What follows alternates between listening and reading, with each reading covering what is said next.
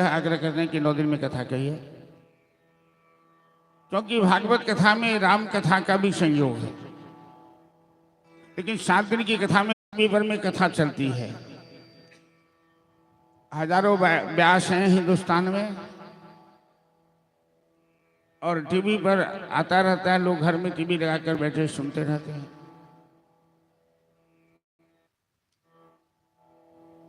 और सभी जगह कहीं न कहीं कथाएं चलती रहती है। पहले साल में 1 बार 2 बार कहीं कथा होती थी, अब रात दिन कथाएं चलती है, सभी जगह ही चलती है। अधिक से अधिक लोग कथा सुनते हैं। लेकिन आश्चर्य की बात यह है, इतनी कथा सुन लेने के बाद कई महिला से हमारा बात मिला, पंडित जी हमारा कोनो काज नहीं है, हम टीवी भोजन के ना खा पीना बनाकर टीवी खोल के बैठ जाए कथा सुन ले। हम साँझ तक कथे सुनै छी, सब दिन सुनै छी कथा। तो पूछे जे कथा अहाँ सुनलिए तो कथा में बुझलिए कते? तो किछ नहीं बुझलिए। कथा तो सुनै छी रात दिन, अब बुझलिए किछ नहीं। तो एहन कथा सुननाई कोन काज जे बुझबे नहीं केलिए। एक आदमी अहिना कहल कहे, कहीं राम कथा होइत रहे, वो नियमित कथा सुने। वो आदमी करके, व्यास जी अहाँ बड़ा सुंदर कथा करी छी, हम एकदम ध्यान से सुनै छी कथा। आप पूरा राम कथा हम सुन लेना, आप पूरा कथा समझ लेना, लेकिन पूरा राम कथा में 2 बात हमरा समझ में नहीं आयल कि राम छलखिन है राक्षस की रावण राक्षस छलखिन से हमरा समझ में नहीं। तो व्यास जी कहलखिन, ने राम राक्षस रहथिन ने रावण राक्षस रहथिन। एगो राक्षस अहाँ छी, एगो राक्षस हम छी, जे अहाँ संसद श्रोता के कथा सुनाबै छी। तैं हम पहिने बुझाबऽ चाहब कि कथा छै कोन चीज, कथा किया होबक चाही, कथा के आयोजन किया कयल जाए और कथा केना सुनबाक चाहिए। भागवत कथा में अनेकों संत महात्मा, राजर्षि, ब्रह्मर्षि, भगवान के अवतारक, मुख्य रूप से राम और कृष्ण के कथा के वर्णन कयल गेल है। लेकिन जते भी कथा में वर्णन है, जते प्रसंग है, कोई प्रसंग के माध्यम से लोग के जीवन में कोनो न कोनो प्रकार के संदेश दिल जा रहा है। संदेश मतलब प्रेरणा। हम सब मनुष्य छी, परमात्मा 84 लाख योनि में गधा, कुत्ता, बिल्ली, कीड़ा मकोड़ा, पेड़ पौधा, गाछ वृक्ष नहीं बनाकर मनुष्य बनाकर पठौला, जे सुंदर काज क क, धर्म क क, भजन क क, भक्ति क ऊर्ध गति प्राप्त करो। यदि बढ़िया काज करबे तो ऊर्ध गति प्राप्त है, भगवत धाम प्राप्त है। और अधलाह काज करबे तो अधोगति प्राप्त है, निम्न गति प्राप्त है, नरकादि जिलों की प्राप्त है। तो मानव शरीर देल गेल नीक काज करवा के लेल, ऊर्ध गति प्राप्त करवा के। तो भागवत कथा में ई संदेश लोग के देल जाय छे, केहन आचरण जीवन में करबाक चाहिए। परमात्मा से प्रेम केना है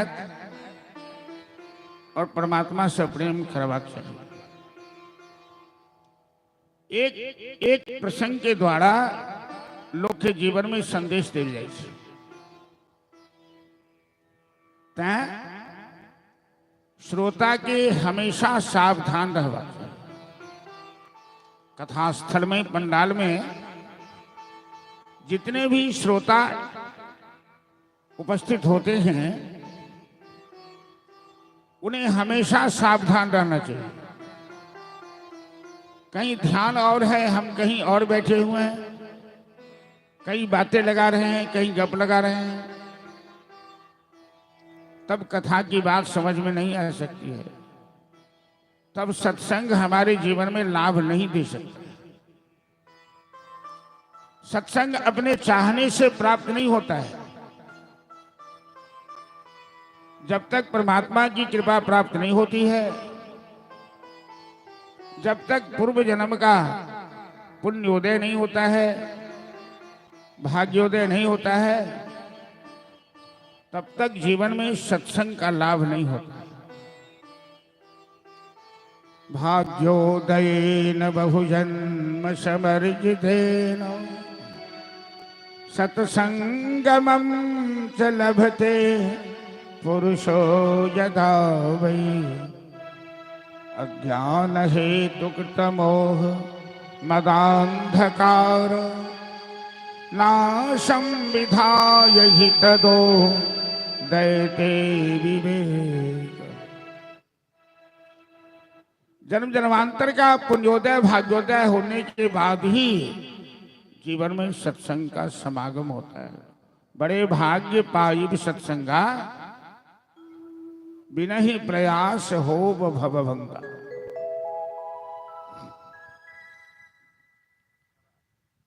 सत्संग से श्याम जी बाजा मोड़ नहीं लग रहा है, यानी आवाज मोड़ से पातर नहीं भर रहा। Hello hello. सत्संग से क्या प्राप्त होता है जीवन में? सत्संग क्यों करना चाहिए?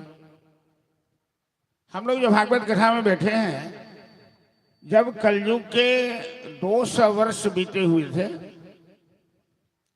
अभी कलयुग के बीते हुए 5500 वर्ष हो गए। जिस समय में मात्र 200 वर्ष हुआ था, उस समय नैमिषारण्य क्षेत्र में 88,000 ऋषियों का एक सम्मेलन हुआ। 88,000 ऋषियों का एक सम्मेलन हुआ। सूत जी वक्ता थे, 88,000 ऋषि उसमें श्रोता थे, और 88,000 ऋषियों का प्रतिनिधित्व कर रहे थे शौनक जी महाराज। 1000 वर्ष का वहां संकल्प लिया गया। हम लोग 9 दिन 7 दिन 15 दिन का संकल्प लेते हैं, लेकिन नैमिषारण्य में जहां 88,000 ऋषि सत्संग में आए थे, वहां 1000 वर्ष का संकल्प लिया गया। कहिएगा कि 1000 वर्ष आदमी जीता ही नहीं है, और संकल्प के बीच में कोई दुर्घटना, कोई प्रस्थान कर गया तो क्या होगा? अधूरा रह जाएगा। प्रत्यक्ष और परोक्ष दोनों सत्ता से बड़ी है, और दोनों सत्ता के द्वारा सृष्टि का संचालन करते हैं, प्रत्यक्ष रूप में भी और परोक्ष रूप में भी। जना हम सब मिट्टी के अंदर बीज गाड़ दी छे, गेहूं के बीज, धान के बीज या कोनो चीज के बीज, ओहिमे अपने मुने पौधा भ जाय छै, अंकुर भ जाय छै, गाछ भ जाय छै। ओ कोन एहन शक्ति छै जे ओहि बीज में अंकुरन करे छै, पल्लवन करे छै, पुष्पन करे छै? एहि सत्ता के परोक्ष सत्ता कहल जाय छै। प्रत्यक्ष रूप से हम सब देखे छियै कि सूर्य हमरा सबके प्रकाश दऽ रहल छथि, चंद्रमा ज्योत्सना दऽ रहल छथि, हवा हमरा सांस के गति दऽ रहल है, पानी हमर जीवन के रक्षक है, पृथ्वी हमारा आधार है, तेज अग्नि हमारे जीवन के संसाधन है, ये परमात्मा की प्रत्यक्ष सत्ता। तो परोक्ष और प्रत्यक्ष दोनों रूप से परमात्मा इस संसार के संचालन, संरक्षण, संवर्धन और पालन कर रहे हैं। तय उनका सत्य, चित्त और आनंद स्वरूप कह जाए। व्यास जी महाराज यही श्रद्धालु के आग्रह पर जे गुप्त कथा जे नहीं कह चाहे चढ़ी, वो कथा सुनावे से पहले सच्चिदानंद परमात्मा के ध्यान करखिन, वंदना करखिन। नारायणं नमस्कृत्य नरं चैव नरोत्तमं देवीं सरस्वती व्यासं ततो जयमुदीरये। नर और नारायण के उत्तम रूप भगवान के हैं और सरस्वती वाणी के अधिष्ठात्री शक्ति से। बिना सरस्वती के कृपा से अहाँ के वाणी में स्फुरन नहीं आ सके, अहाँ कथा नहीं कह सके। तैं सूजी महाराज नरोत्तम नारायण के और सरस्वती के वंदना करें। अब सूर्य महाराज 88,000 ऋषि के कलकिन है महात्मागण। मैं आप लोगों को श्रीमद् भागवत की कथा सुना रहा हूं। अब 17 पुराण, स्कंद पुराण, पद्म पुराण, लिंग पुराण, कुर्म पुराण, बाराह पुराण, बम वैवर्त पुराण, भविष्यत पुराण, मार्कंडेय पुराण, मत्स्य पुराण, इन सारे पुराणों की कथा सुनाने के बाद अब कहते हैं सूर्य कि हम भागवत महापुराण की कथा आप लोगों को सुनाने जा रहे हैं, जो हमारे गुरुदेव व्यास भगवान नारद जी की प्रेरणा से बुढ़ापे में रचना किए थे और शिव के अवतार अपने पुत्र परमहंस सुखदेव जी को ज्ञान दिया था। सुखदेव जी ने राजा परीक्षित को मृत्यु काल में श्रीमद् भागवत की कथा सुनाई थी। वही गुप्त कथा मैं आप लोगों को सुनाने जा रहा हूं। सौनक जी ने पूछा कि अब तक आपने ये कथा क्यों नहीं सुनाई? सूजी कहते हैं कि इसलिए नहीं सुनाया कथा कि पहले मैं आप लोगों की श्रद्धा, आप लोगों की भावना देख रहा था। कथा श्रोताओं को सुनाया जाता है, जो श्रोता न हो उसे कथा नहीं सुनाई जाती।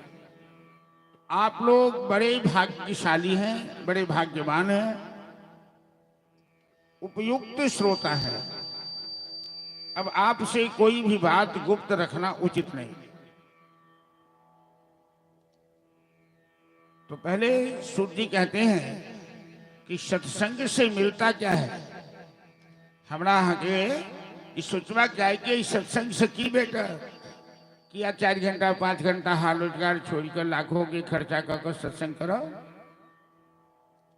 सत्संग से ककरो नौकरी चाकरी नहीं हुई है, सत्संग से ककरो दौलत नहीं प्राप्त हुई है, सत्संग से सांसारिक कोनो चीज नहीं प्राप्त। सत्संग से विवेक प्राप्त है, विवेक। बस मात्र सत्संग एक ही चीज मनुष्य के जीवन में, जैसे विवेक। विवेक के काज की है।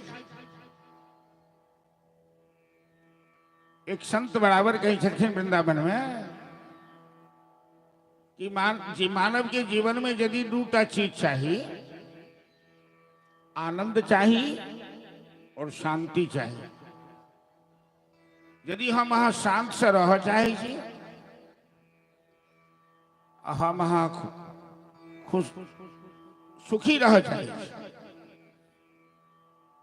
आनंद से रह चाहे, शांत से रह चाहे, बिना विवेक स जीवन में न आनंद भेटत न शांति भेटत।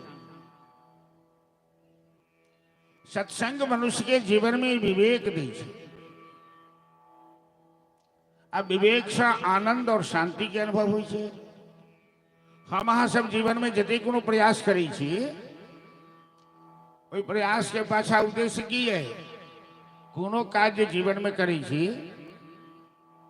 खेती करूँ, व्यापार करूँ, नौकरी करूँ, शादी ब्याह करूँ, पढ़ाई लिखाई करूँ, मानव के जीवन में जतेक क्रिया है, जतेक कर्म है, सबके पाछा उद्देश्य है कि हमरा सुख भेटे, हम शांति से रही। जीवन में केहू अशांत नहीं रह चाहिए, अन्य केहू दुखी रह चाहिए। ये शांति और आनंद ये दोनों विवेक से प्राप्त है। व्यवहार में हम कई चीज बुआ विवेक से काज करो, बिना विवेक से कोनो निर्णय नहीं ले। विवेक के द्वारा कैल गेल काज से मानव के जीवन में कष्ट नहीं हो सके। अब विवेक रहित काज क्रियाकलाप से जीवन में सुख नहीं भेट सके, दुखी भेटे। विवेक के पालन जीवन में हमेशा होना चाहिए। वो विवेक सत्संग से प्राप्त हो छै, और सत्संग प्रभु के कृपा के बिना, राम की कृपा के बिना जीवन में सत्संग नहीं प्राप्त हो। अर्थात भगवान की कृपा से सत्संग प्राप्त हुई है, सत्संग से विवेक हुई है, विवेक से जीवन में शांति और आनंद के अनुभव हुई है। यह वेले सत्संग से प्राप्ति है। हम शांत से रही, हम आनंद प्राप्त करी, चाहे जतेक लंबा कथा हुई, जते दृष्टांत हुई, जते प्रसंग हुई, सबके उद्देश्य की कि बिनु सत्संग विवेक न होई, राम कृपा बिनु सुलभ न सोई, राम कृपा बिनु सुलभमय संत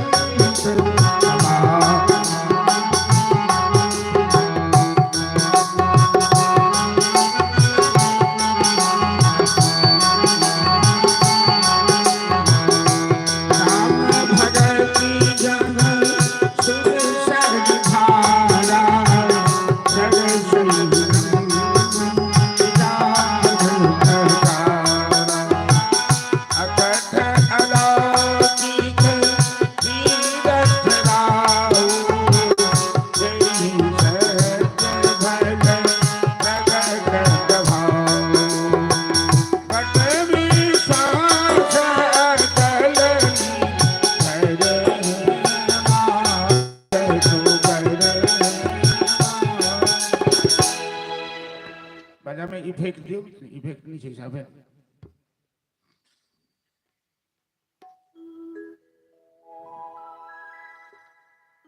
तो सूत जी निर्णय ले लें कि हम भागवत कथा सबके सुने। 88 ऋषि सूत जी से गुजरती की गुरुदेव जे भागवत के हाँ एक महिमा बता रहा छी। हेलो, हाँ हाँ अहिना करी बढ़ाओ, बाजा लाइट नहीं भर रहा है। जय भागवत के हाँ एक महिमा बता रहे छी, इको ज्यादा भगले।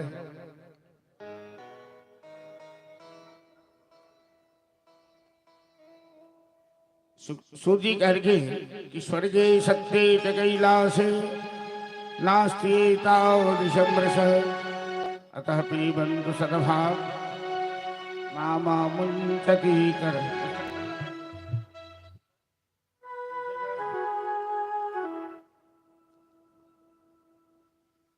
भागवत कथा में जो रस है वो रस न स्वर्ग में मिलेगा, न वैकुंठ में मिलेगा, न कैलाश में मिलेगा। वो केवल सत्संग में ही मिलेगा।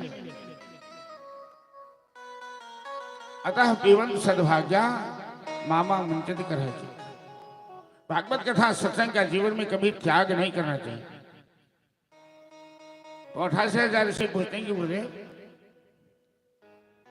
इसकी पहले हमें महिमा सुनाइए कि भागवत कथा सुनने से किनका कल्याण हुआ, किनका उद्धार हुआ। क्योंकि जीवन में जब तक दृष्टांत प्रस्तुत नहीं किया जाए तब तक सिद्धांत समझ में नहीं आता है।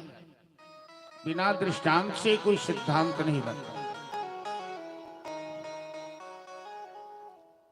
तो सूत जी कहते हैं कि हे मुनिगण, एकदा नारदो योगी लोकानुग्रह कांक्षया पर्यटन विविधान लोकान मृत्युलोकम उपागत। एक बार नारद जी लोगों पर कृपा करने के लिए विभिन्न स्थानों पर घूमते हुए भारतवर्ष में आए सत्संग करने के लिए। और नारद जी भारतवर्ष में लेन तो तीर्थ में घूम लेन, शहर में घूम लें, गांव में घूम लें, सब जगह घूम लें। लेकिन नारद जी के कतौ संतुष्टि नहीं भेटल। कलयुग के समय रहे, कलयुग प्रवेश केने रहे। तरुणी प्रभुताम गेहि शालको बुद्धिदायक कामन्यो केशशूलिन्यः संभवन्ति कलाभिः। कि कलयुग में सब जगह लोग के बुद्धि बिगड़ गई। कलयुग सबके परेशान केने छे। सब जगह हाय हाय कलह, अर्थ प्रधान, स्वार्थ प्रधान, कपट प्रधान। कलयुग में दिखावा ज्यादा भोग रहे, सत्य कम रहे। श्री रामचंद्र कह गए सिया से ऐसा कलयुग आएगा। कलयुग में की सब है? हंस चुनेगा दाना तिनका कौआ मोती खाएगा। हंस चुनेगा दाना तिनका कौआ मोती खाएगा। रामचंद्र कह गए सिया से ऐसा कलयुग जय हो।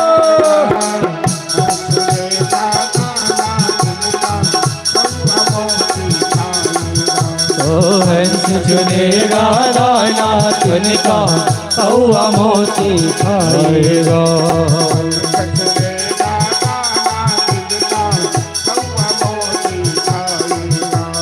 हंस चुनेगा दाना तिनका कौआ मोती खाएगा।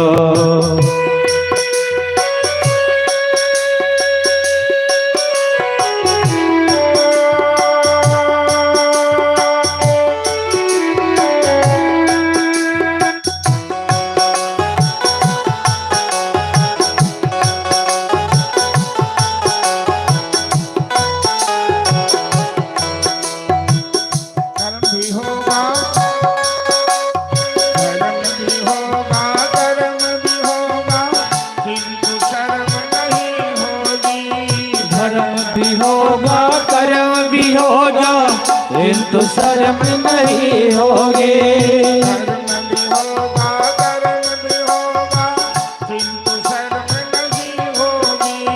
धर्म भी होगा कर्म भी होगा किंतु शर्म नहीं होगी। बात बात में मात पिता को, बात बात में मात पिता को बेटा सुनेगा दाना तिनका कौआ मोती खाएगा। सुनेगा दाना तिनका कौआ मोती खाएगा।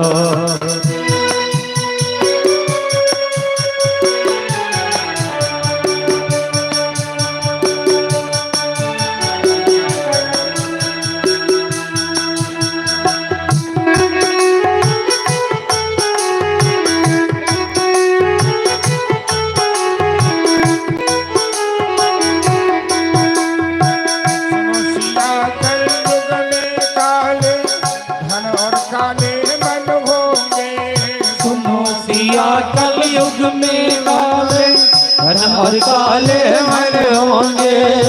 चोर उचक के नगर सेठ और प्रभु भक्त निर्धन होंगे। चोर उचके नगर से थियन प्रभु भक्त निर्धन होंगे।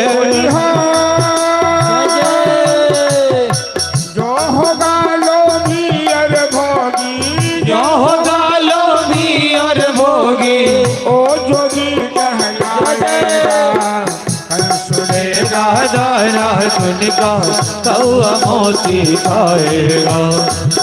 सुनेगा दाना सुनगा कौआ मोती खाएगा।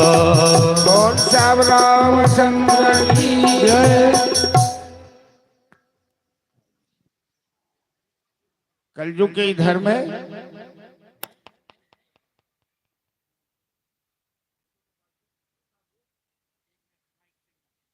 Hello hello hello hello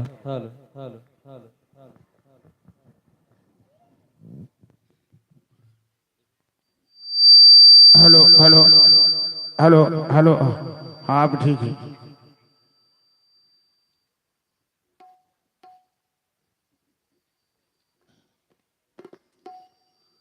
hello तो नारद जी आए भारतवर्ष में घूमने के लिए,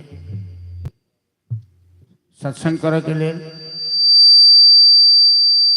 और नारद जी के कतौ शांति दिखाई नहीं दे।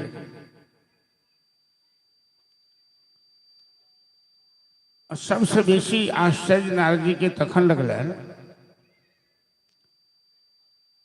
ध्यान से सुनो।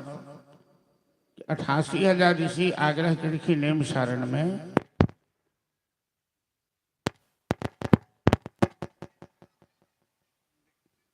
कि हमरा कोनो एहन कथा सुनाओ जैसे शांति भेट जाए, परमात्मा से प्रेम भ जाए, भवसागर से बेड़ा पार हो जाए। तो सूत जी श्रीमद् भागवत कथा सुनाबो चाह रहे। तो ऋषि सब आग्रह करखिन कि पहले हमरा ई कथा के महात्म सुना दिए। जना एकादशी व्रत करी छी तो ओकर महात्म सुनै छी। कोनो चीज के महात्म होइ छै, आ महात्म के ज्ञान के बिना ओई चीज के ज्ञान नहीं होइ छै। तो महात्मा सुना रहल थी जे एक बेर नारद जी एला ब्रह्मलोक से धरती पर। नारद जी भगवान के परम भक्त थे।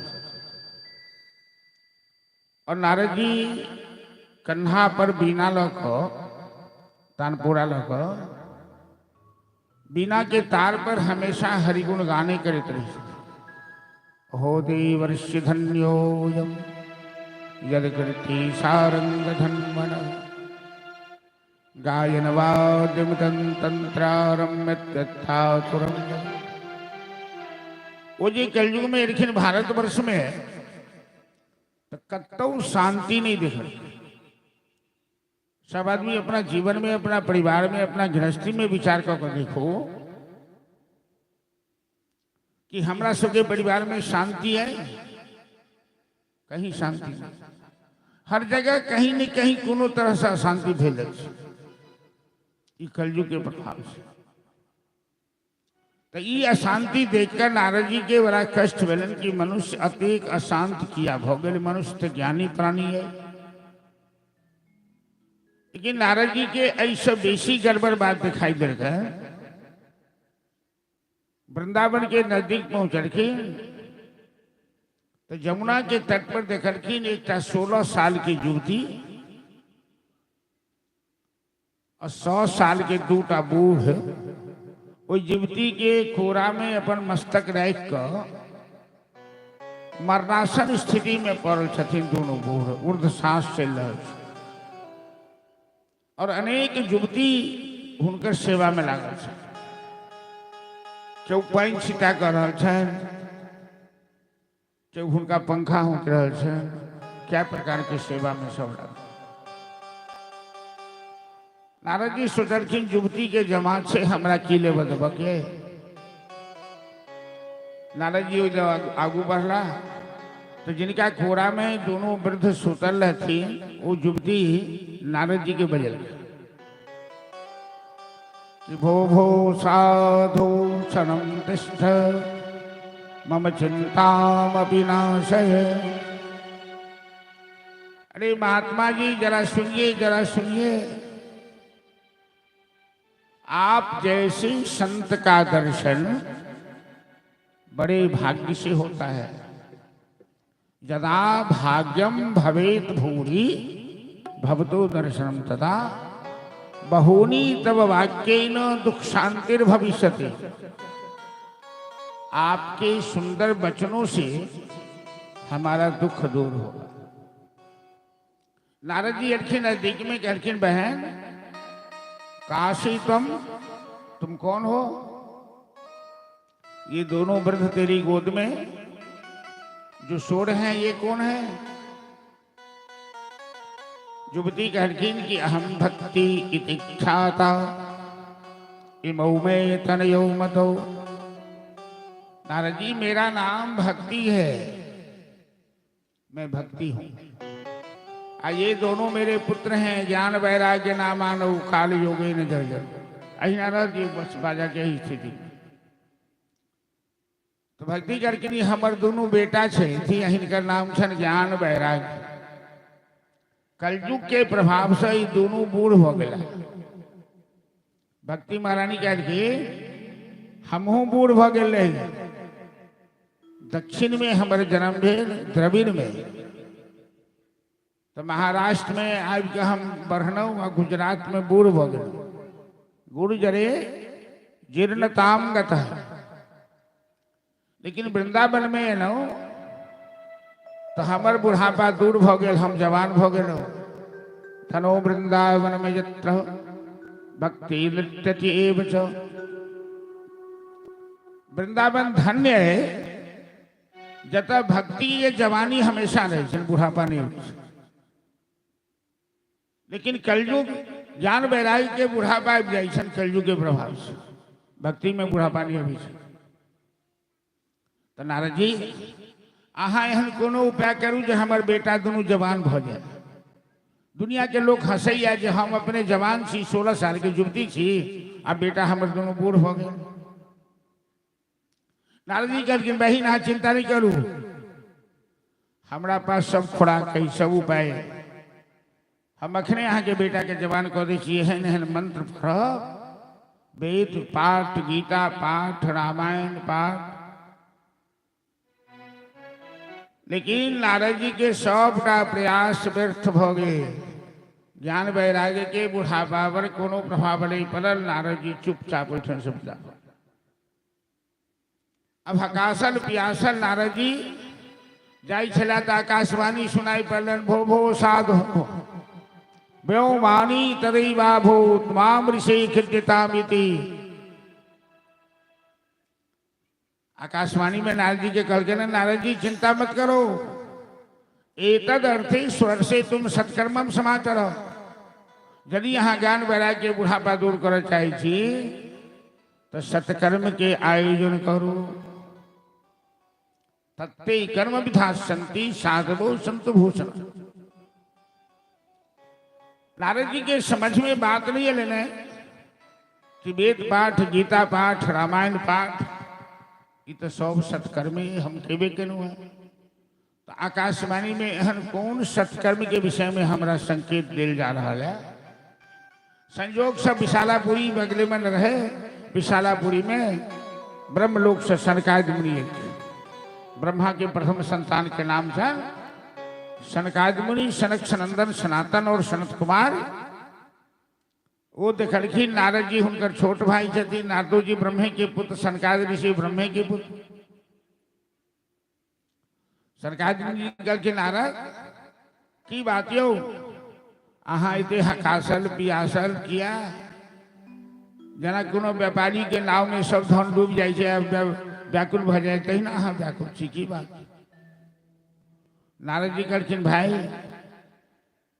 यमुना के तट पर एना घटना देखलू है। 16 साल के युवती के गोद में दूटा बूढ़, ज्ञान वैराग्य नाम छे। ओकर बुढ़ापा दूर करे के लिए हम वेद गीता रामायण सबके सहारा ले लो, लेकिन कोनो प्रभाव नहीं पड़। आकाशवाणी में हमरा कहल गेल जहाँ अहाँ ज्ञान वैराग्य के जमान बनाबे चाहे छी तो सत्कर्म के सहारा लिया। सत्कर्म के सहारा लिया तो हम तो वेद गीता रामायण सत्कर्म नहीं भेले की। तो सनकादिक ऋषि कहलखिन हाँ हाँ ओहो सत्कर्मे भेले। लेकिन कलयुग में सबसे पैघ सत्कर्म छै भागवत की कथा। जे कोनो प्रकार से कल्याण नहीं हुआ, कोनो प्रकार से शांति नहीं भेटा, तो भागवत कथा के सत्संग में जाए, कल्याण है, शांति भेटा। भागवत कथा जे अहाँ के व्यास जी के उपदेश देने रही है, आ व्यास जी के द्वारा लिखल है सुखदेव जी की वाणी। अहाँ ज्ञान वैराग्य के नाम से संकल्प कर श्रीमद् भागवत कथा के आयोजन करो। नारद जी कहलखिन वेद गीता रामायण ई सब कहलखिन यहाँ एगो बात बुझू एहि रूप में, जना दूधे से दही बने छै, दूधे से मक्खन बने छै, आ दूधे से घी बने छै। लेकिन घी के अलग महत्व है, मक्खन के अलग महत्व है, दूध के दही के अलग महत्व है। लेकिन बिना दूध के केहू घी मक्खन नहीं बना सके, दही नहीं बना सके। गन्ना के कुशियार के रस से गुड़ बने छै, चीनी बने छै, मिश्री बने छै, कंद बने छै। तो बहुत बीमारी में चीनी खेनाई मना छै, गुड़ खेनाई मना छै, आ मिश्री खेनाई कहे छै डॉक्टर जी मिश्री के शरबत पीबू, मिश्री घोली के सब घोल में पीबू, ओहिमे अवगुण नहीं छै, बीमारी नहीं छै। सबके आधार गन्ना के रसे छै, वही रस के बिना न चीनी बनते न मिश्री बनते। तहिना जतिक वेद शास्त्र हमर भारतवर्ष के संस्कृति में है, सबके आधार वेदे छै। लेकिन कलयुग में वेद के समझब समझनाय, 18 पुराण के समझनाय, उपनिषद के समझनाय बड़ा कठिन बात है। कलयुग में तो देखे छी लाइब्रेरी में बंद भेल किताब सबके दिम्बक खेने जा रहल छै। आप लोग मोबाइले से सब कुछ कऽ लै छै, सब किताब के दिम्बक खा रहा है, क्यों पढ़े वाला नहीं है। इति ग्रंथ के पढ़ते कलयुग में महाराज। तैं श्रीमद् भागवत निगम कल्प तरोर गलितम फलम सुख मुखाद द्रवितम संयुतम पिबत भागवतम रसमालयम मुहुरहो रस का उपविभाग। वेद रूपी कल्प वृक्ष के सार, वेद रूपी कल्प वृक्ष के परिपक्व फल, जना दूध के परिपक्व अवस्था भेल घी, गन्ना रस के परिपक्व अवस्था भेल मिश्री, तहिना समस्त शास्त्र के परिपक्व फल भेल भागवत। आकाशवाणी में अहाँ के सुनायल गेला कि सत्कर्म करू, अर्थात भागवत कथा सत्कर्म करू, ऐसे ज्ञान वैराग्य के बुढ़ापा दूर भल। तो नारद जी कहलखिन सनकादि मुनि के, अहाँ से नम्हर ज्ञानी हमरा कतऽ भेटत, अहीं कथा सुनाओ, हम श्रोता बन के सुन। आनंद वन में हरिद्वार के पास अलखिन सनकादि ऋषि व्यास बनलखिन, नारद जी जजमान बनलखिन। जना अय स्थान के अय कथा में जजमान छथि वसंध्या जी धर्मपत्नी के संग, और श्रोता के रूप में, सहयोगी के रूप में संपूर्ण केतुका आस पुरुष के श्रद्धालु समझी। भागवत कथा बिना प्रचार के नहीं करवा चाहिए, तो भृगु ऋषि प्रचारक बनल। अहूठन कथा के लगभग खूब प्रचार प्रसार कयल गेला। भागवत कथा प्रारंभ है तो सनकादि ऋषि कहे छथिन नारद जी के कि नारद, भागवत कथा केवल मनुष्य के उद्धार नहीं करे, देवता तो इससे वंचित है, देवता के सब नसीब नहीं थी, देवता तो सुरा सुंदरी के सेवन करे, लेकिन मनुष्य के ही उद्धार नहीं करिए। भागवत कथा सुनला से प्रेत आत्माओं के उद्धार भ जाए छै। जई वंश पर पितर दोष लागल होइ छै, जई वंश में अकाल मृत्यु भेल रही है, भागवत श्रीमद् भागवत कथा के माध्यम से वही पितर के उद्धार भ जाए छै, वही वंश के दोष से निवृत्ति भ जाए छै। पितर दोष केकरा कहबे? यदि यहाँ के परिवार में बार बार घटना भ रहा है, दुर्घटना भ रहा है, अहाँ के परिवार में वंश वृद्धि रुकल है, शशि बरकत नहीं हुई है, कतबो कमाई से तो बरकत नहीं हुई, ये सब कमजोरी अवगुण पितर दोष के कारण है। तो श्रीमद् भागवत कथा के माध्यम से वो पितर दोषों से मुक्ति भय। और सब भोजन रोज करे छी, ए झोटियापन सब कपने भोजन रोज करे छी ना, 4 बार भोजन, भजन 1 बार। भोजन में तो 4 बेर, भजन 1 बेर नहीं, उसमें भी नखरे होते हैं बार बार। भोजन करने में कोई नखरा नहीं, अब भजन करने में नखरा ही नखरा है। तो जना जीवन रोज भोजन करे छी, जलपान करे छी, तैना मानसिक पुष्टि के लिए, संस्कार बदलाव के लिए रोज थोड़ा थोड़ा हरि का भजन कर लो, मुक्ति का प्यारे कोई कीर्तन कर लो। आई भजन के बाद फिर हमें कथा के महात्मा के आगे बढ़े। बोलो श्री राधे बोले भक्त वत्सल भगवान की जय।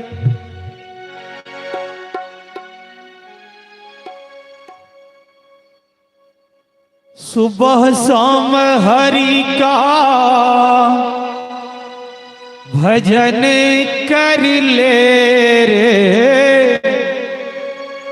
मुक्ति का प्यारे तो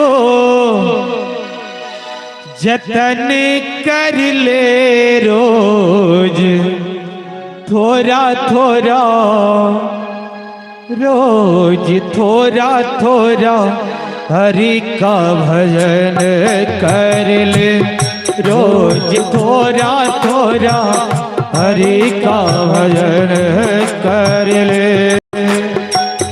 मुक्ति का प्यारे तो तन कर ले रे, मुक्ति का प्यारे तो तन कर ले, रो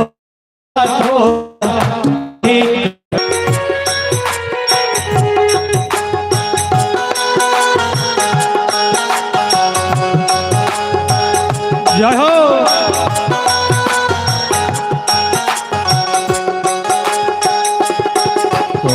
प्रभु की भजो तो प्रभु में हो जाएगा, प्रभु की भजो तो प्रभु में हो जाएगा। मुक्ति से आत्मा का मैल छूट जाएगा, भक्ति से आत्मा का मैल छूट जाएगा।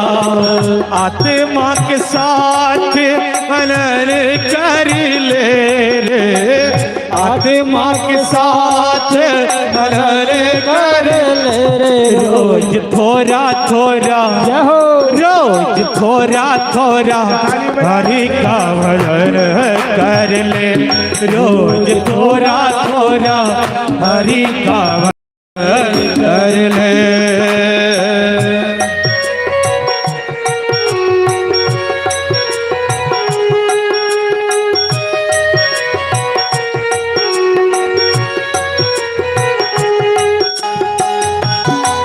जय हो, प्रेम से ताली बजाते हुए।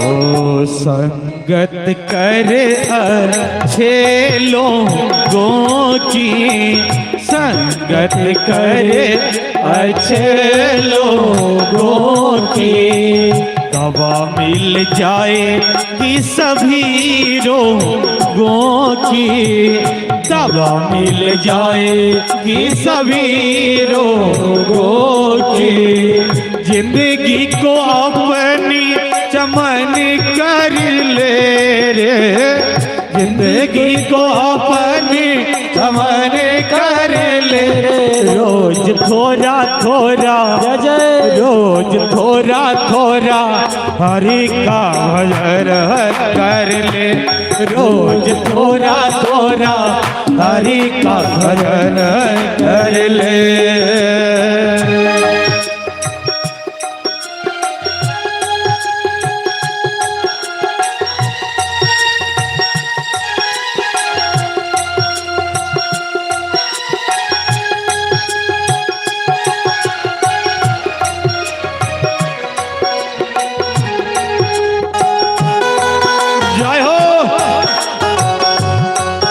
हरि बोल।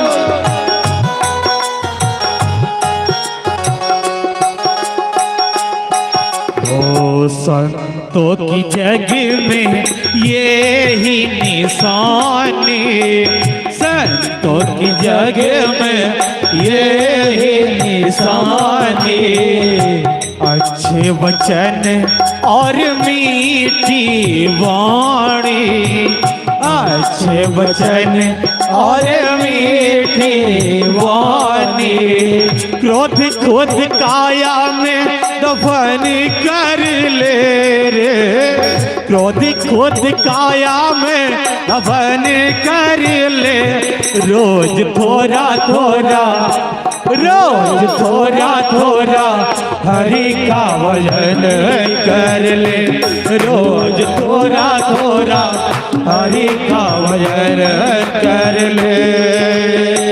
सुबह शाम हरि का भजन कर ले रे, मुक्ति का प्यारे तू जतन कर ले, रोज थोड़ा थोड़ा, रोज थोड़ा थोड़ा हरि का भजन कर ले, रोज थोड़ा थोड़ा हरि का भजन कर ले, रोज थोड़ा थोड़ा हरि का भजन कर ले, रोज थोड़ा थोड़ा हरि का भजन कर ले।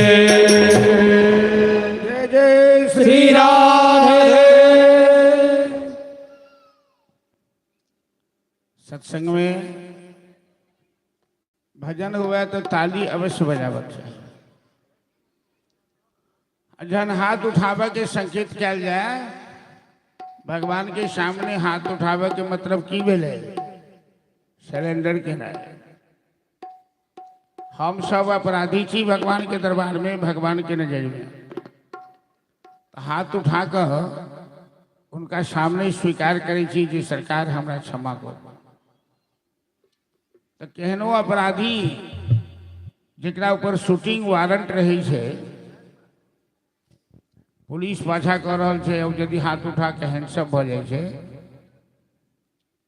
ओकरा पर गोली नहीं चलबे छै, एहन नियम नहीं छै।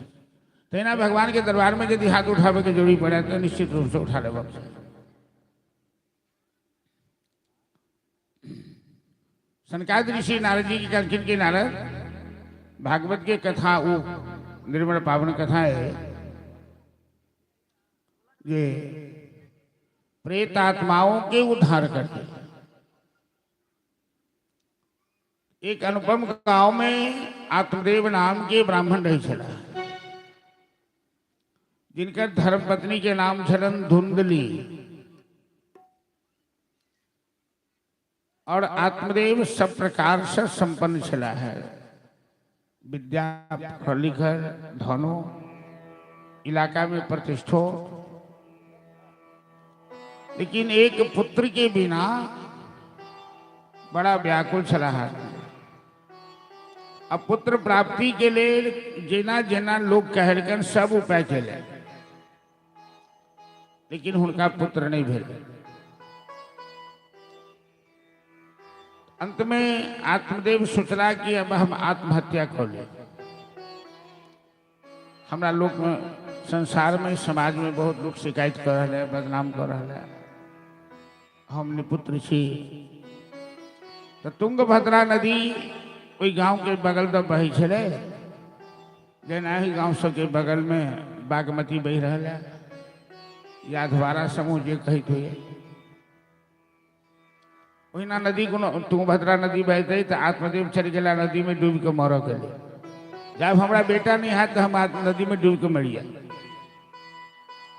शरीर तो बड़ा प्यारा हो तो नदी के किनारे बैसल अस्ताइत पछताइत रह, डूबू कि नहीं डूबू, मरू कि नहीं मरू। तब तक में एक महात्मा जी रास्ता से महात्मा जी बुझ गए कि आदमी नदी में डूब के मर चाहिए।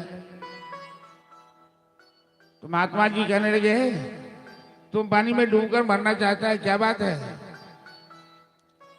तो आत्मदेव कहलखिन, बाबा परमात्मा ने हमें सब कुछ दिया है, लेकिन एक पुत्र के बिना मेरी गृहस्थी अधूरी लग रही है। और दुनिया में लोग हमें बहुत से ताने बाने दे रहे हैं। मैंने पुत्र संत भगवान झोली से एक फल निकाल के दिया।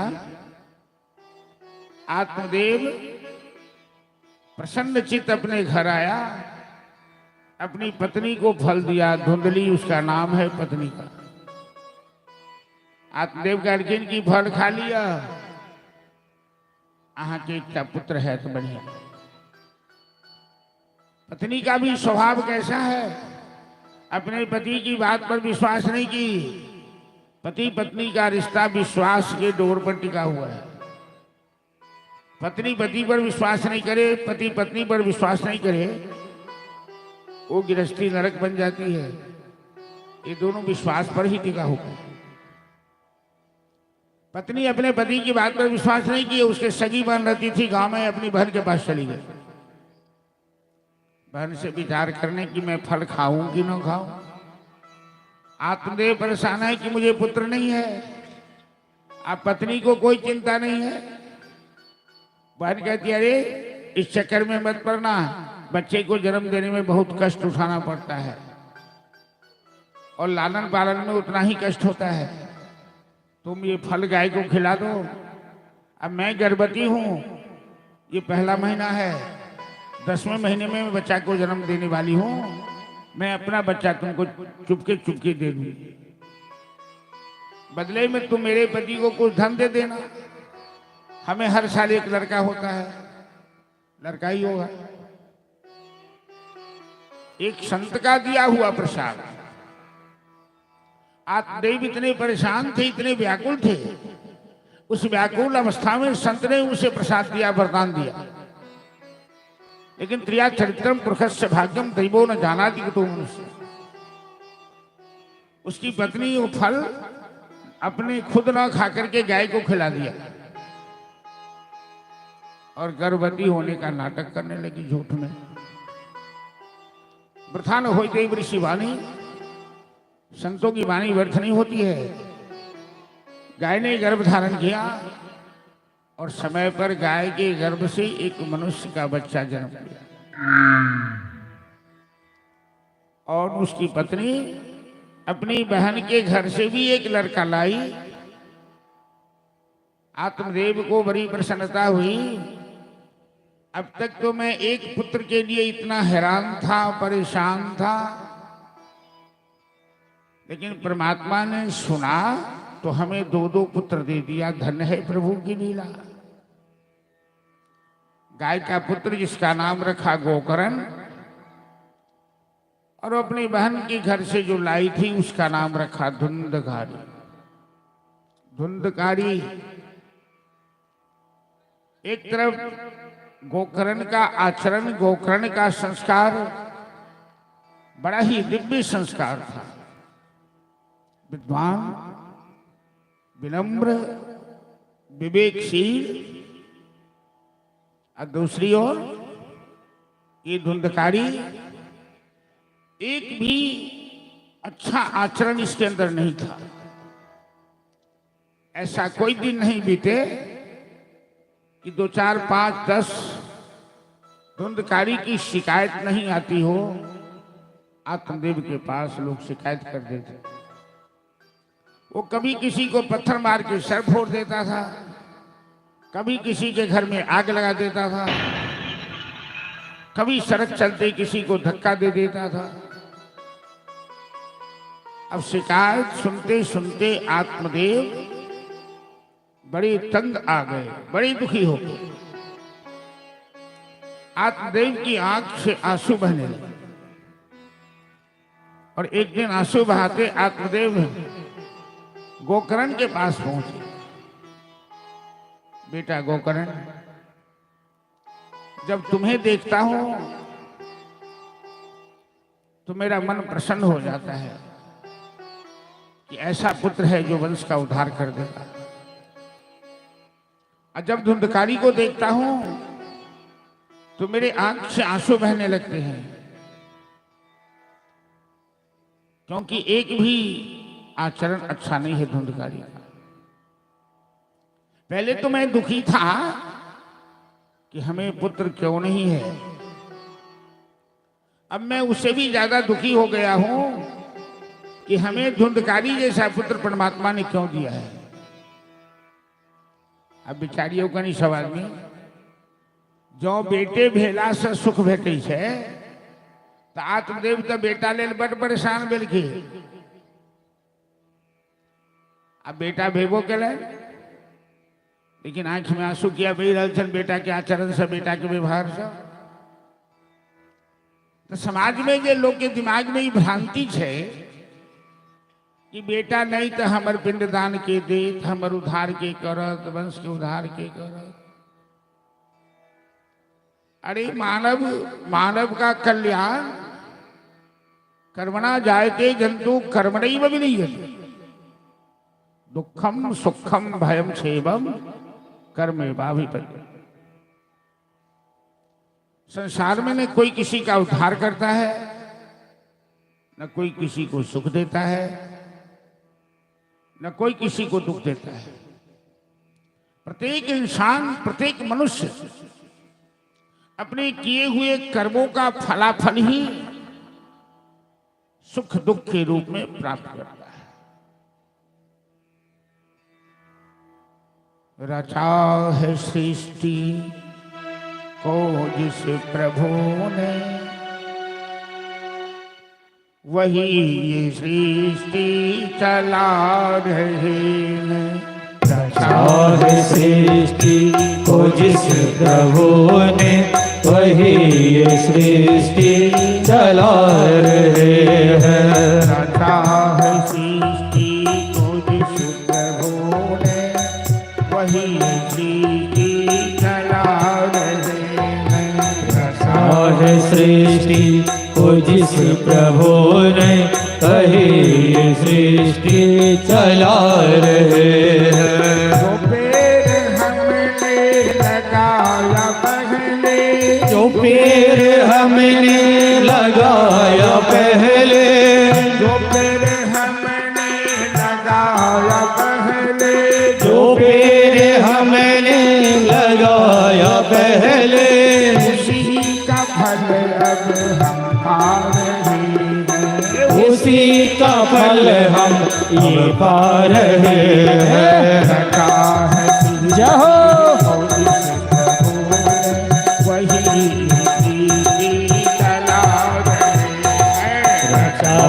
सृष्टि को जिस प्रभु ने, वही ये सृष्टि चला रहे हैं।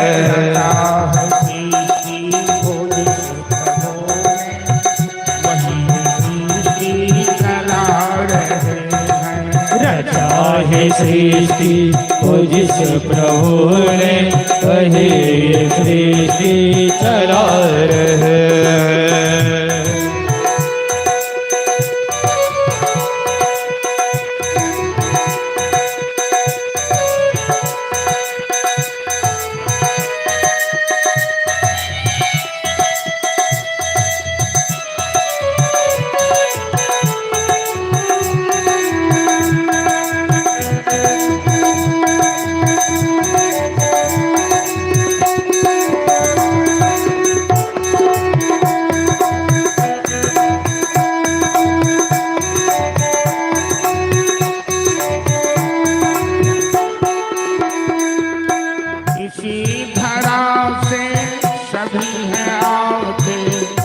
इसी धरा में है सब समाते, इसी धरा से प्रभु है आते, इसी धरा में सब है समाते।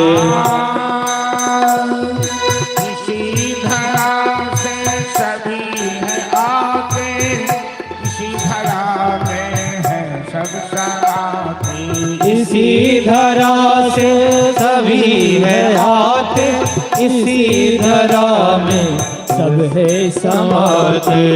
सत्य नियम इसी धरा का, सत्य नियम इसी धरा का, एक आ रहे हैं जहो है सत्य नियम इसी धरा का, एक आ रहे और एक जा रहे हैं।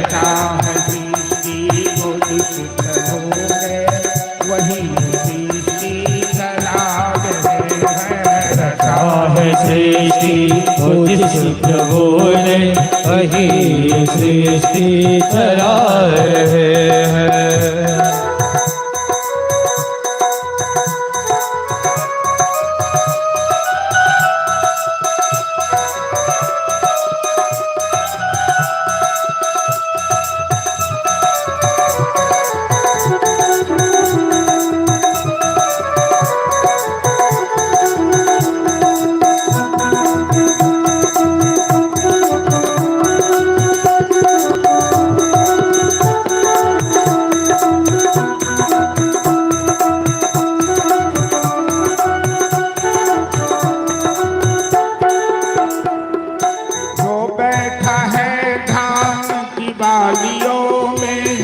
समाया मेहदी की लालियों में, जो बैठा है धान की वालियों में, समाया है दिन की लालियों में। परमात्मा धान की बाल में, गेहूं की बाल में, आम के मज्जर में, आम के फल में, सब जगह बैठा हुआ है।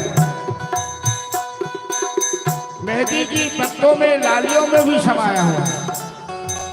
जो बैठा है धान की बालियों में, समाया मेहंदी की लालियों में। जो बैठा धान की वालियों में, समाया मेहंदी की लालियों में। हर डाल हर पत्ते में समाकर रंग गुल रंग बिरंगे जहो रहे हैं। डाल हर पत्ते में समाकर फूल रंग बिरंगे खिला रहे हैं। हर डाल हर पत्ते में समाकर गुल रंग बिरंगे खिला रहे हैं। हर डाल हर पत्ते में समाकर फूल रंग बिरंगे खिला रहे हैं। जय हो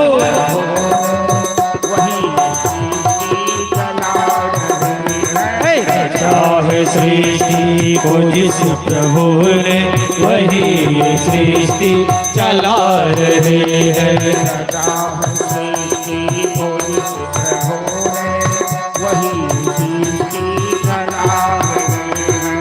चाहे सृष्टि को जिस प्रभु ने, वही ये सृष्टि चला रहे हैं। जय जय श्री राधे। गोकर्ण जी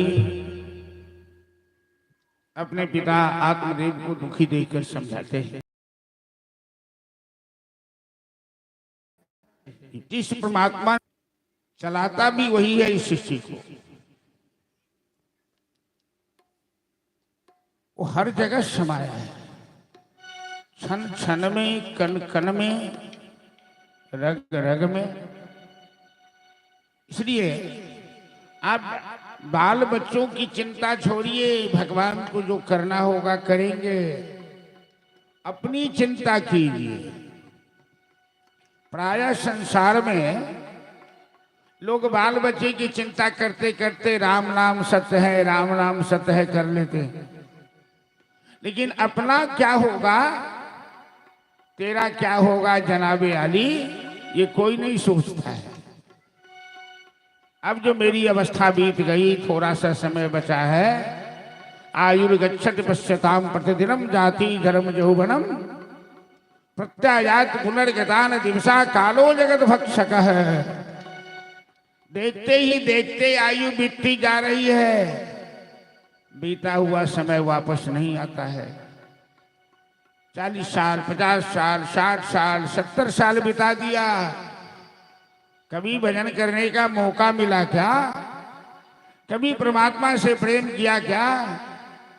कभी सच्चे दिल से भगवान को कहा कि तुम हमारे हो प्रभु जी, हम तुम्हारे हैं? कभी नहीं कहा। बेटा बेटी को अपना कहते हैं, बाल बच्चे को अपना कहते हैं, अड़ोसी पड़ोसी को अपना कहते हैं, सगे संबंधी को अपना कहते हैं। जो अपना कभी न था, न कभी है, न कभी रहेगा। इस दुनिया में तो शरीर भी एक दिन साथ छोड़ देता है।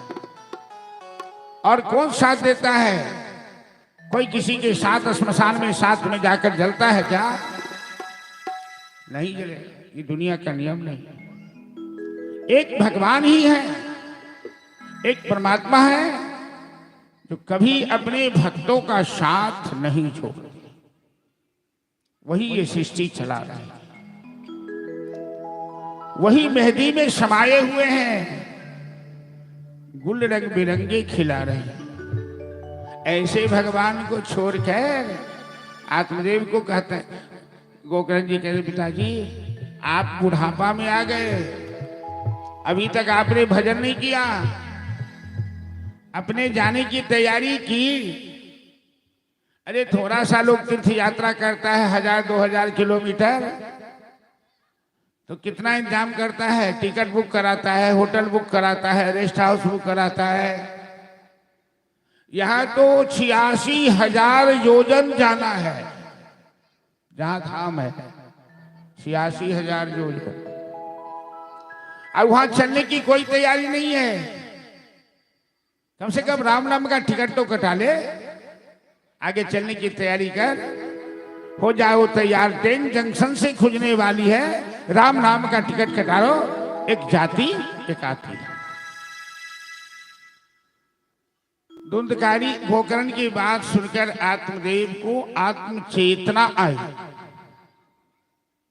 आत्मदेव घर द्वार छोड़ के संन्यास लेके तपस्या करने चले गए। गोकर्ण जी सोचे ऐसे नालायक भाई, जो जुआरी है, जो शराबी है, जो विषयकामी है, ऐसे नालायक भाई के साथ एक संत एक वैष्णव कैसे रह सकता है? तो गोकर्ण जी भी तीर्थ यात्रा में चल दिए। धुंधकारी को बड़ा अच्छा, बड़ी खुशी हुई। पिताजी चले गए, भाई भी चला गया। अब एगो बुढ़िया में आए तो बुढ़िया में की कर, वह तो डांट देवे, चुप हो जाए। केहन समय से कही हो,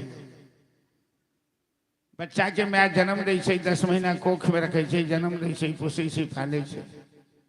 आ बच्चा में बदमाशी करे छै तो माय कानो पकड़ के उठा बैठा करावे छै। आ जानो बच्चा जवान हो छै तो माय बूढ़ भ जाए छै, तो माय एको बेर किछु बात कहे, बुढ़िया चुप बट बजी छै।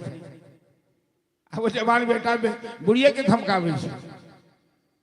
तो जखन जखन धुंधकारी के माय कहे छै, बउआ अहाँ दारू किया पिए छी, बेश्या के संग किया, जुआ किया खेले छी? ए बुढ़िया चुप, हमरा जे मन है से कर। आप जे बजवाए तो 2 डंटा देवो, आ कभी कभी हाथों छोड़ दे। लेकिन धुंधली अपन दुख के बाद केकरो नहीं कह सके। क्या आई जे ई बबूर के कांटा आंगन में ठार छै गाछ, धुंधकारी रूपी बबूर, एकरा के रोपल के? तो धुंधली रोपल के। महात्मा के देल प्रसाद अपने नहीं खात हो, जाके खुआ दे। आ बहन के घर से जो कुछ संस्कारी बेटा करके से सबके लिए कांटा बन। तो धुंधली सोच रहा है जिंदगी से बढ़िया मर गया है, कोई नाड़ में जाकर कूद पड़ल, प्राण त्याग ले। धुंधकारी के बड़ खुशी मिले जब मैं वो मर गया, अब हमरा क्यों हाटो नाटो वाला नहीं। तो एक दू नहीं 5 गो वेश्या के अपना घर लाए। अब पैतृक संपत्ति जखन नष्ट हो गई, पापी के घर लक्ष्मी नहीं टिकै छै, तो पैतृक संपत्ति जखन नष्ट भ गए, डकैती के नहीं शुरू कर। एक दिन राजा के घर में डाका डाला, खूब सोना चांदी हाथ लग रहे। दारूबाज के जहिया कहीं बेसी आमदनी हो जाए तो ओहि दिन कहीं बेसिए चढ़ा ले कि दारूबाज के पैसा नहीं बचे छे। वो दारू पी के एकदम मस्त शीत रहे। बेसिया सब सोच रहे कि एकरा पास तो अब कुछ बचले नहीं, तो ठुठ गाछ हो गए, एकरा संगे रहला से फायदा, ई डकैती करे या कहियो पकड़ल जाए, कहियो फांसी बढ़ जाए, एकरा संगे हमरो फांसी बढ़ जाए पड़ो। तो सुतले में बेस्या सब ओकरा मार दिल के, पहले रस्सी फांसी के गाला में घिसियल के, जब ओकर प्राण नहीं जल्दी निकले, पापी के प्राणों ने जल्दी निकले छे, तो आग के लोहा आग में गर्म कऽ कऽ मुंह में डाल दल के तरफ तरफ के धुंधकारी प्राण त्याग। धुंधकारी के लाश के माट के नीचा गाड़ दे गए, और डकैती के जतेक माल रहे सब लोग बेसिया सब खाई गए। अकाल मृत्यु होने के कारण धुंधकारी प्रेत आत्मा प्रेत योनि को प्राप्त। अब प्रेत बनकर पूरे गांव वालों को कष्ट देना शुरू किया। गोकर्णजी तीर्थ यात्रा में थे, पता लगा कि मां ने कुआं में गिरकर आज जान गंवा लिया और भाई की अकाल मृत्यु हो गई। तो गोकर्णजी गया में आकर दोनों का श्राद्ध किया, पिंडदान दिया, मां के नाम से और भाई के नाम से। फिर गोकर्णजी अपने गांव आए, अनुपम गांव में आए। शाम का समय था, अपने घर पर गए। घर पे तो कोई था नहीं, झाड़ू बहारू सांस बाती कुछ नहीं। कंबल बिछाकर गोकर्णजी भजन करने लगे, माला फेरने लगे। प्रेत आत्मा उपद्रव करना शुरू किया। कभी कोई बर्तन जोर से पटक दे, कभी गीदड़ की आवाज में, कभी सांड की आवाज में भौंकना शुरू किया।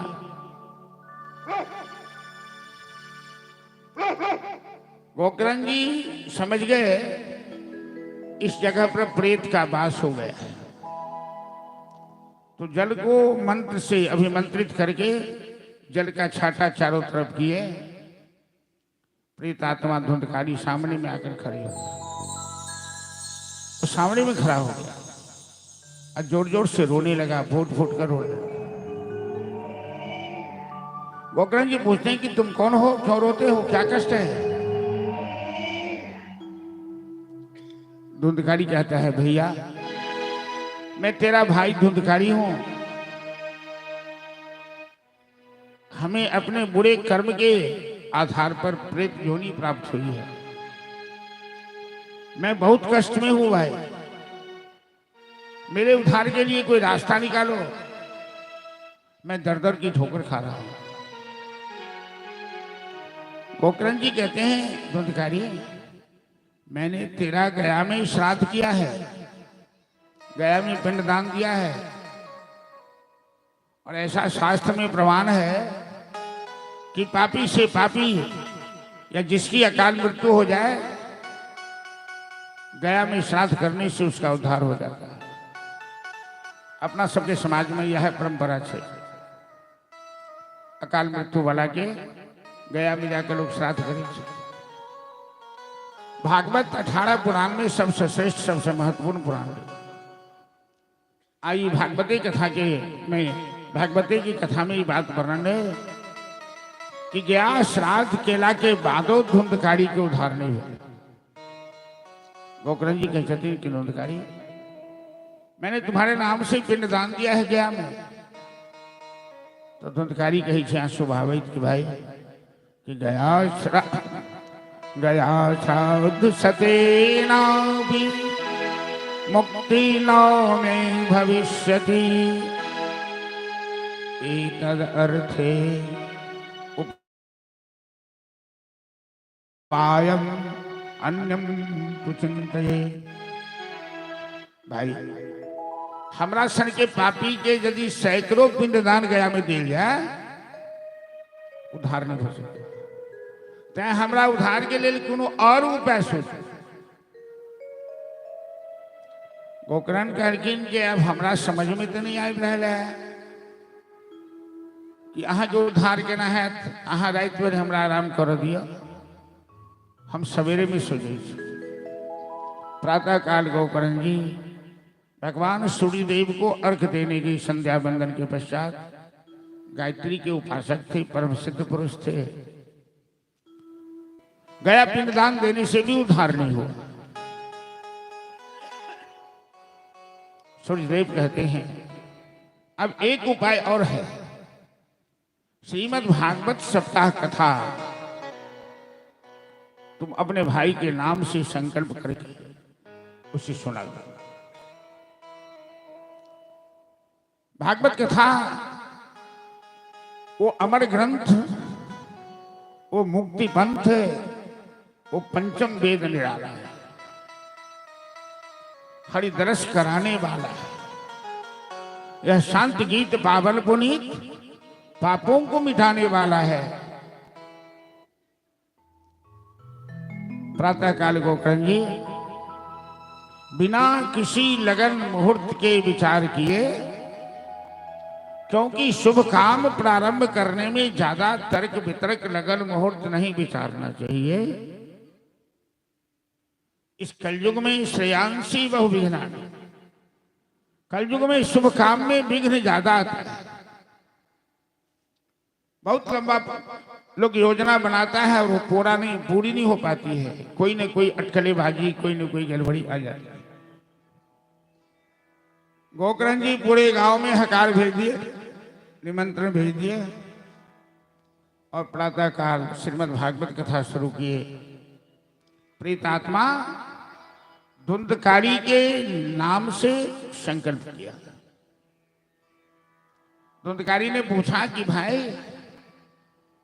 हम केना कथा सुना, मनुष्य तो जमीन पर बैठ के सुन ले, देवता और प्रेत जमीन पर नहीं बैठ सके, वो कोनो ऊंचा स्थान पर रह सके।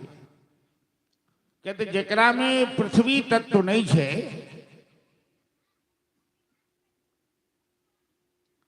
शरीर में 5 तत्व होय छे ने, पृथ्वी, जल, तेज, वायु, आकाश। एक तत्व कम हो जाए छे प्रेतात्मा में और देवता में पृथ्वी तत्व के अभाव, वो जमीन पर नहीं बैठ सकते।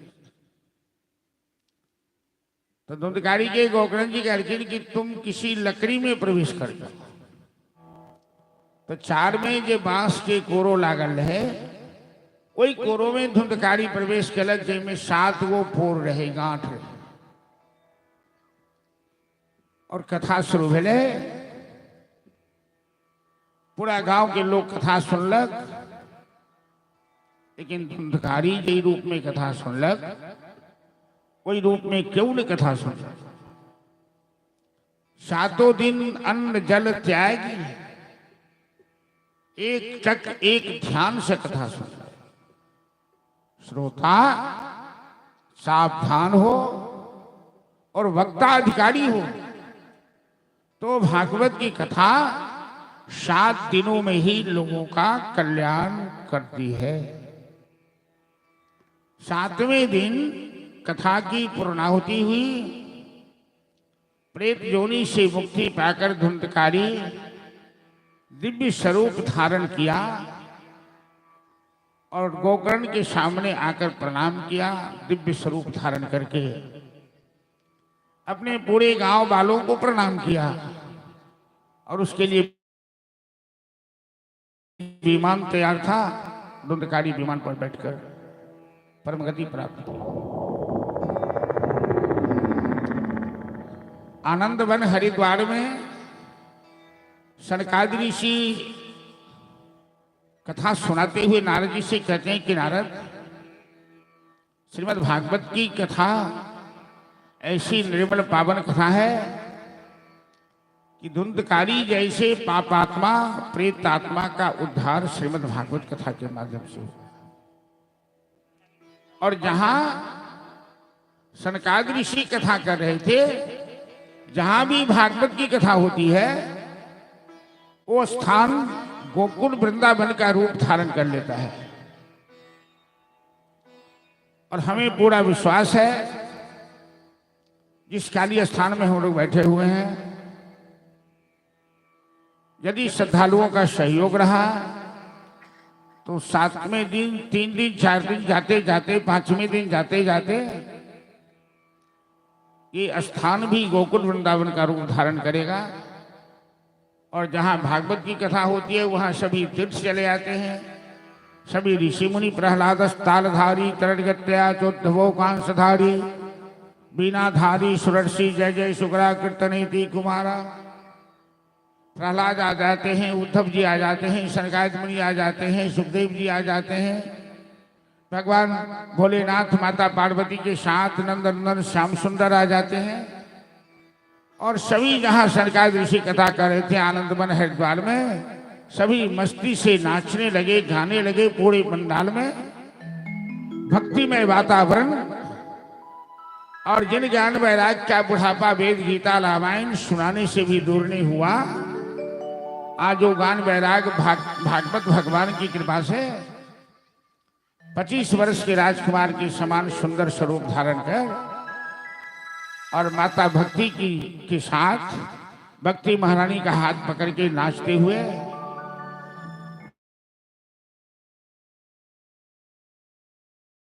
जहां सरकार और 88,000 ऋषि को संबोधित करते हुए सूत जी महाराज कहते हैं कि महाराज, भागवत कथा का ये चमत्कार है।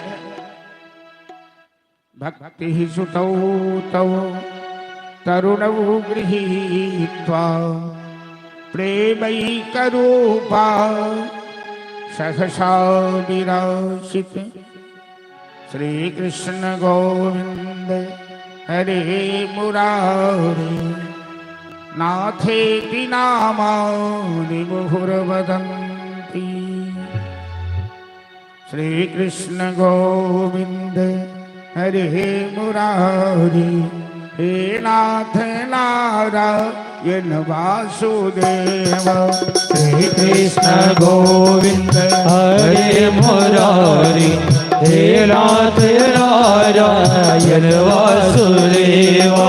श्री कृष्ण गोविंद हरे मुरारी हे नाथ नारायण वासुदेव। श्री कृष्ण गोविंद हरे मुरारी हे नाथ नारायण वासुदेव। हे नाथ नारायण वासुदेव, हे नाथ नारायण वासुदेव। हे नाथ नारायण वासुदेव, हे नाथ नारायण वासुदेव।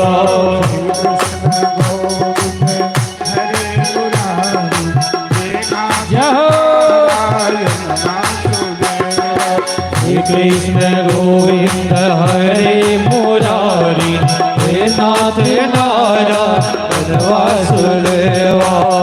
तुम्ही हो स्वामी सखा हमारे, हे नाथ नारायण वासुदेव। तुम्ही हो स्वामी सखा हमारे, हे नाथ नारायण वासुदेव। तुम्ही हो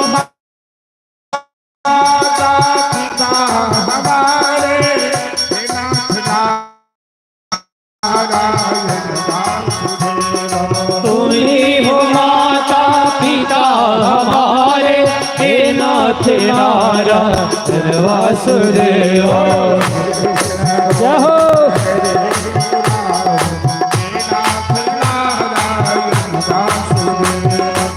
कृष्ण गोविंद हरि मुरारी हे नाथ नारायण वासुदेवा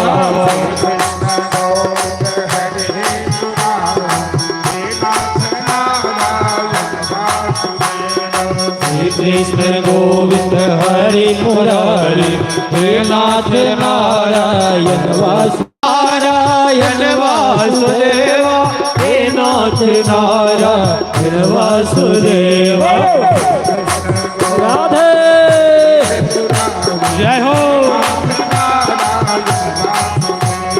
श्री कृष्ण गोविंद हरि मुरारी हे नाथ नारायण वासुदेवा।